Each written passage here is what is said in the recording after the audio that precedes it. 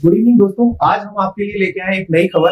अभी हाल ही में भारत के चुनाव आयोग यानी कि इलेक्शन कमीशन ऑफ इंडिया ने बिहार के विधानसभा चुनावों की तारीखों की घोषणा की है।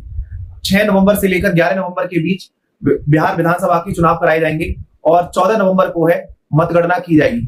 बिहार के विधानसभा चुनाव 2 चरणों में किए जाएंगे।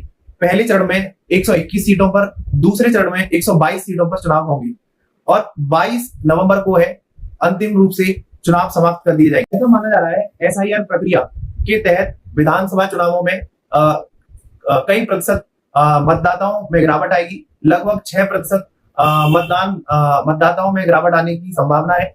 लेकिन ये पूरी प्रक्रिया लगातार विवादित रही थी और इस पर सरकार के ऊपर सवाल उठाए गए थे। इलेक्शन कमीशन ऑफ इंडिया के ऊपर भी सवाल उठाए गए थे कि ये प्रक्रिया, एसआईआर प्रक्रिया इतनी जल्दी किस तरीके से ही, क्या ये केवल खाना पूर्ति थी?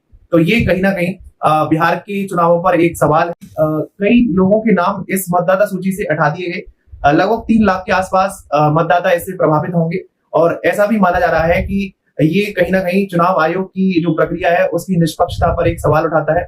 इसके अलावा ये भी देखा गया है कि वहां पर अर्धसैनिक बलों को सुरक्षा की दृष्टि से तैनात किया जाएगा और केवल एक बूथ पर 1200 लोगों की व्यवस्था की जाएगी, क्योंकि जिससे भीड़ भाड़ ना हो। इसके अलावा अब एक नई व्यवस्था भी की गई है कि ईवीएम मशीन के ऊपर जो कैंडिडेट होगा उसका कलरफुल फोटो होगा और मोटे अक्षरों में उसका नाम भी लिखा होगा।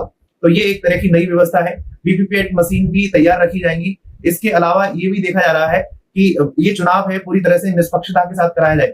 आइए हम समझते हैं कि चुनाव आयोग क्या है।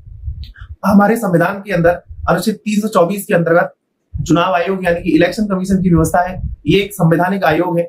इसके अंदर 3 सदस्यीय आयोग होता है। इस समय पर ज्ञानेश इसके चीफ इलेक्शन कमिश्नर हैं। इसके अलावा अन्य 2 सदस्य भी इसका हिस्सा हैं और इनका कार्यकाल 5 वर्ष का होता है। इसके अलावा इनको उसी प्रक्रिया से हटाया जा सकता है जिस तरीके से किसी भी न्यायाधीश को हटाया जाता है। यानी कि ये काफी कठिन प्रक्रिया मानी जाती है। भारत के लोकतंत्र को मजबूत करने के लिए चुनाव आयोग का होना एक आवश्यक संस्था के रूप में होना अनिवार्य है और ऐसा भी माना जा रहा है कि ये आयोग जो है भारत के लोकतंत्र को मजबूती की ओर ले जा रहा है। लेकिन कुछ सवाल चुनाव आयोग के ऊपर भी उठाए गए हैं। इसके अलावा इलेक्शन कमीशन ऑफ इंडिया कुछ 4 प्रकार के चुनाव कराता है। राष्ट्रपति के चुनाव, उपराष्ट्रपति के चुनाव, इसके अलावा विधानसभाओं के चुनाव और इसके अलावा राज्यसभा के चुनाव। हम ऐसा माना जाता है कि जो ग्राम पंचायतें और म्यूनिसिपैलिटी होती हैं उसके लिए अलग से चुनाव आयोग होता है जिसे स्टेट इलेक्शन कमीशन कहा जाता है। ये इलेक्शन कमीशन ऑफ इंडिया से थोड़ा अलग